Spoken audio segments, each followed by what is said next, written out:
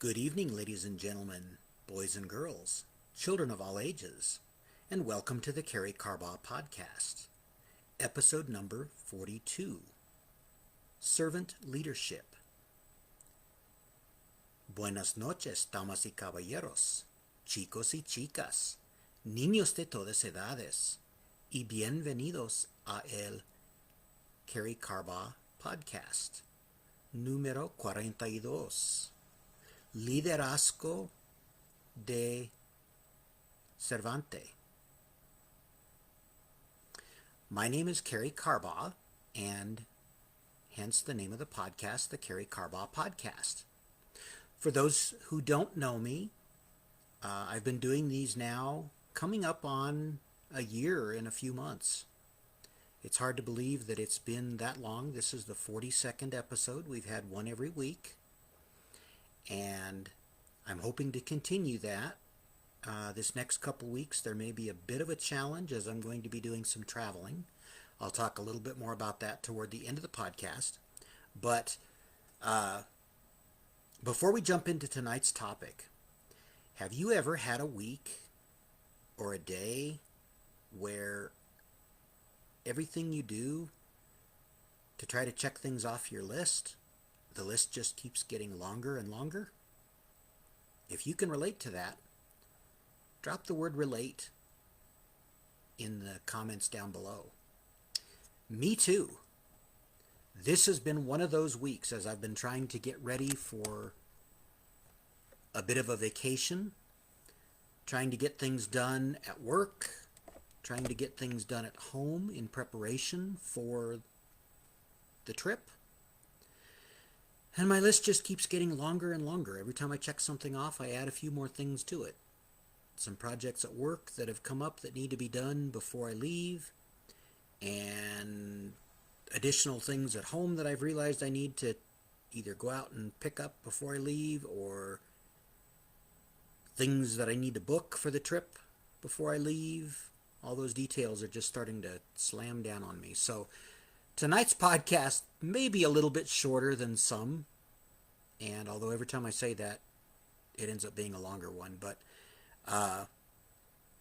if you can relate to any of that, let me know with the word relate down below. And also let me know if you're watching this live or on the replay by dropping an L or an R or the word live or replay in the comments. It's also fun for me to see where you're calling in from. So if you could let me know that as well. That's always fun to see where people are tuning in from.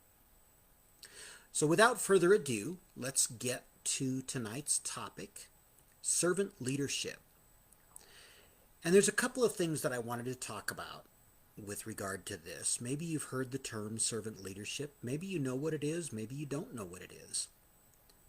I've mentioned on the last couple of podcasts that I came back a few weeks ago from a personal development conference, and we talked a bit about this concept of servant leadership. That's really what a lot of us are who participate in these. It's part of a larger conference, and we are the people behind the scenes who help put on this conference.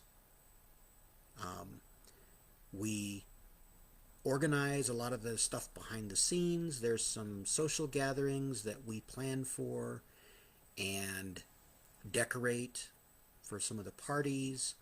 We help people get registered, signed in, help them figure out where to go because we get there a couple of days ahead of time before all the crowds. And so we are trying to lead people in a way that is in line with this idea of servant leadership. We're not people who walk around as if we're in charge, because we're not, and we always get thrown curveballs that remind us, lest we think we are starting to become in charge. We're not. And the universe has a way of showing that to us. Which brings about this idea of servant leadership. What is a servant leader? It's really someone who leads from the heart and who isn't afraid and who is willing to roll up their sleeves and get their hands dirty. It's a CEO of a company who is willing to pull out the plunger and unclog a toilet when the janitor isn't around. It's a manager, a mid-level manager in a company who is willing to sweep the floors when something gets spilled, or vacuum up a spill, or mop up a spill, and not expect extra compensation or extra pats on the back for it. That's a servant leader. There's 3 concepts I want to talk to you about here tonight, and I'm going to pull out my phone. For those who don't know, I am a person with a visual impairment. So if I'm looking down at my phone or looking close at my phone, that's why I'm not trying to avoid the camera. That's simply my way of being able to read some of my notes on my phone. There's 3 points that I want to bring out. The first one is having an attitude of gratitude. The second one is being grateful for what you have. And the third one is giving from overflow. So let's dive into each one of those now. That's an overview of what we're going to cover, and then I will close out by sharing a story of a friend of mine who really exemplifies this idea of servant leadership. Number 1, and not necessarily in order, but a servant leader has an attitude of gratitude. What do I mean by that? They don't do the servant act begrudgingly. They're grateful for being able to serve those over whom they've been given responsibility to lead. Whether it's in a business, whether it's in a club, regardless of where that leadership is being carried out. The idea of a servant leader is someone who is grateful to be able to do the dirty work. For those of my followers here that are believers, as I am a Christian, Christ exemplifies this idea of servant leadership over and over. He's not afraid to hang out with the unclean. He's not afraid to hang out with people who are engaged in activities that go against what he tries to practice and what he tries to teach others. We would call that sin. He's not afraid to hang out with sinners, to socialize with tax collectors, go to dinner at a tax collector's home. This is the idea of servant leadership. He's grateful. Jesus was grateful for that opportunity, even so much so that he was willing to go to the cross for those who went against him, with this idea of an attitude of gratitude. Number 2, I just want to make sure I get these right. Oh, I actually did that one out of order. That was number 2. Oh, no, it wasn't. An attitude of gratitude. Number 2 is very similar. Being grateful for what you have. So, if you're someone who has a lot, it's easy to be grateful. If you're someone who has not been given a lot, maybe it's a little harder. But this idea of servant leadership and being grateful extends to being grateful for what you have and being willing to share what you have with others. Whether that's a lot or a little, it doesn't matter. If you're a servant leaders are servants first, and then they become leaders. So maybe you don't feel like you're a leader yet, but by being a servant and starting out as a grateful servant, giving from what they have, the leadership will come through this concept of servant leadership. The third idea, and this one I struggled with a little bit, but I want to present it in this way, and I may revisit this in a future podcast in a little different way. But it's this idea of giving from abundance. Giving from overflow or abundance. But the way I'd written it down is giving from overflow. That means that you give extra. If you have a lot, if you've been given a lot, it's the idea of not hoarding what you've been given, but giving from overflow. Once your needs are met, you can give to others, whether it's time, whether it's talent, whether it's perhaps financially. It's this idea of giving from overflow. And that is kind of a two-edged sword. I'll briefly touch on this, and as I say, I may revisit this in a different podcast, but Christ actually taught us to give from the start, to give the first 10%, not the leftover. And I think what he meant there is that it should be this attitude of giving from gratitude. And so for someone who doesn't have very much, the expectation is to still give something gratefully, not begrudgingly. And for someone who has more,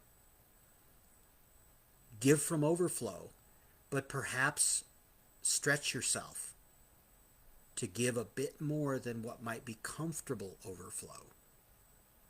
And again, I may revisit that because I think that could be misconstrued a couple of different ways as a Christian believer.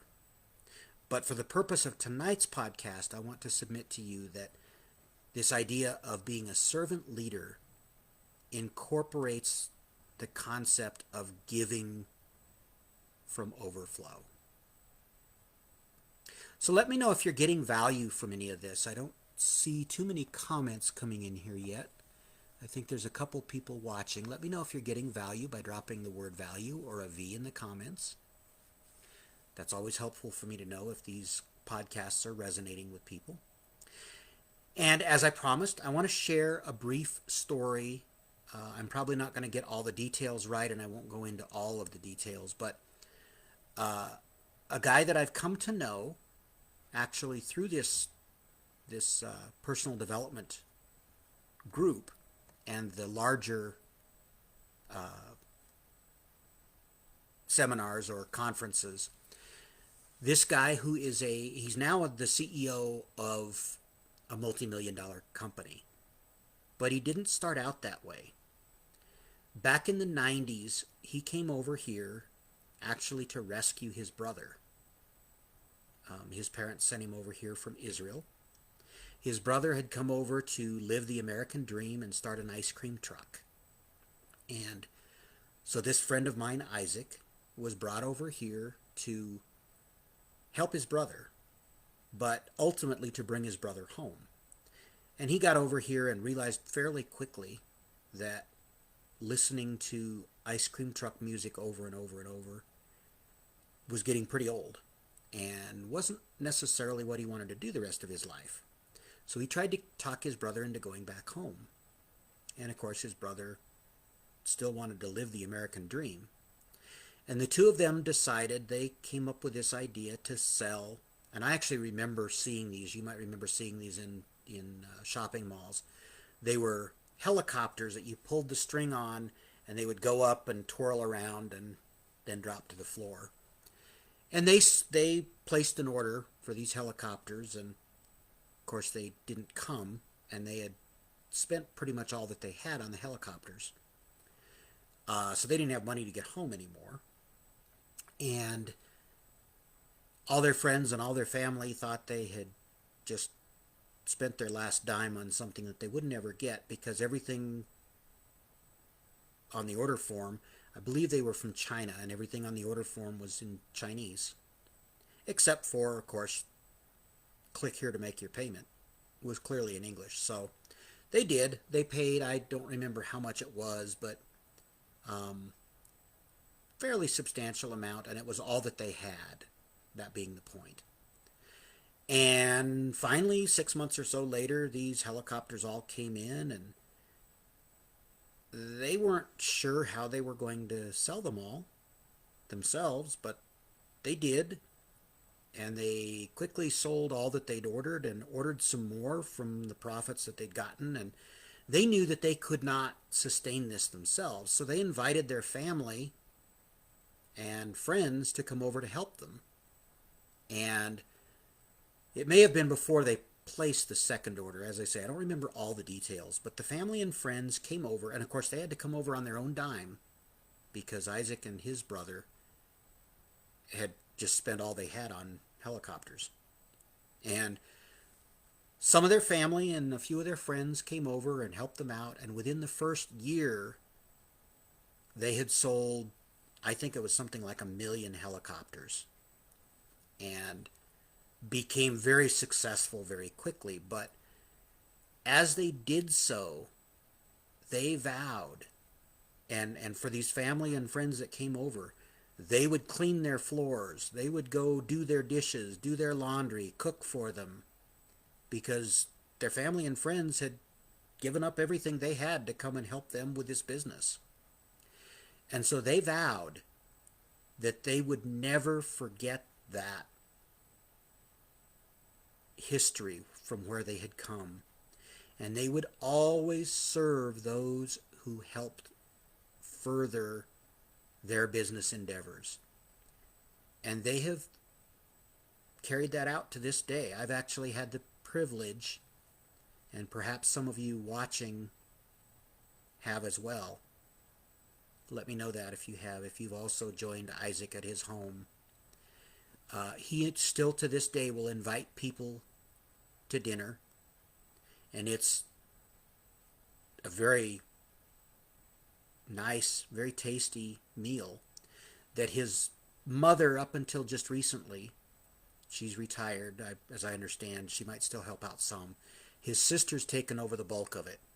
They prepare the meal, and they spend the better part of a week preparing everything for this meal. And they do it in their home every single week. They invite different people into their home, not executives of other companies, but people within their companies, or people that are friends that are not as fortunate as they are in many cases. They invite them into their home for dinner, and they serve the dinner. It's not, okay, we're going to invite you into our home and we're going to hire a bunch of people to come and serve you. No, they serve the meal. They bring out the plates. They bring out the dishes. They do the setup ahead of time. They do the cleanup afterward. Some of those of us from this group of leaders that helps to run the conferences started to help them. I remember the first time we were invited, we started to help them clean up, and they said, no. You're not serving tonight. And that was kind of hard for some of those of us who were used to serving others, to sit back and let these people who were leaders in a multi-million-dollar company now serve us. But that's this whole idea of servant leadership. They were willing to roll up their sleeves, invite people into their home. I've actually had 2 opportunities, and I've just recently been invited for a 3rd opportunity to take part in this. And I don't know about you, but it's the first time that I've ever had dinner in the home of a CEO and an executive of a multi-million-dollar company. Not fancy, not with suits and ties, not in a big ballroom somewhere, but just in their home, in their kitchen, in their dining room, dressed casually as you and I would be right now, as very much like I'm dressed right now, very casually, very comfortably. And they've gotten to know their people. And I remember the first time I had this opportunity. From the moment I heard about this, it had been a bucket list item for me. And I remember standing in Isaac's carport after the meal and telling him that this was a bucket list item for me to check off to have this opportunity. And he looked at me very sincerely and said, "It's a bucket list item for me to have you in my home." And I truly believe he meant that from the bottom of his heart. I think it's his intention to share his abundance and his overflow with as many people as possible. And that's this idea of servant leadership. I wasn't going to cover this, but I'll briefly touch on this, and I think I will bring this back up in a future podcast, but it just occurred to me that this fits right here. Many times we are more eager to give than to receive.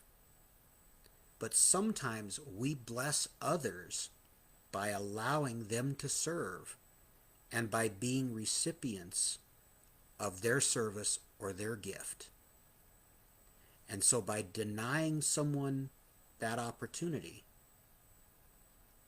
we cut into that. We deny them that blessing of being able to give.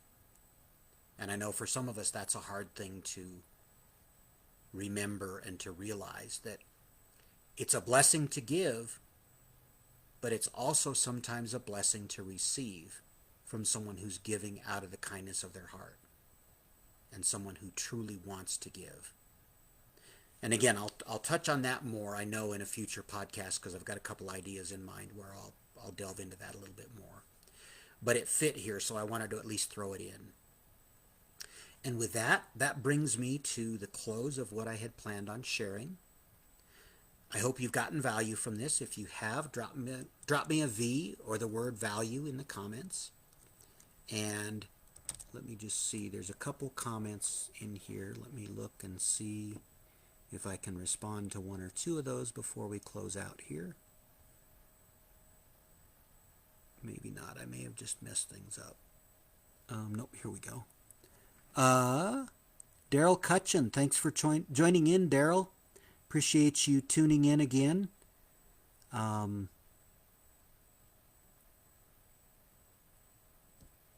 He says, "Wow, you are one of the most interesting people alive." I don't know about that, but thank you so much, Daryl. I appreciate that. You're quite an interesting person yourself, I must say. We might have to get you on a podcast here one of these times. How about giving your talents? Absolutely. Giving your talents is another way that you can bless others. I'm not sure exactly the broadcast that came in, but hi there, Courtney. I see you're saying hi, and I'll say hi back. Welcome in. Not sure if you've been on the whole time. Looks like you just tuned on, so hopefully you can catch the replay of this. I think you'll find it interesting. Some of it, of course, you know, because you're part of this group that I referenced. But with that, before I sign off, I'm planning on coming on next week, but I'm actually going to be traveling. So the next 2 weeks, I'm not sure what my internet connection is going to be at this time. So I may try to come on at the usual time, or I may try to do a podcast at a slightly different time, depending on my internet connectivity. So if I don't catch you right at the same time, that's why. Stay tuned, and I'll try to either announce it ahead of time if I know when I'm going to have connectivity, or I'll try to make it as close to the same time as I can. So with that, I will bid you all a fond farewell, and I see some comments are still coming in. I will respond to those after I jump off here.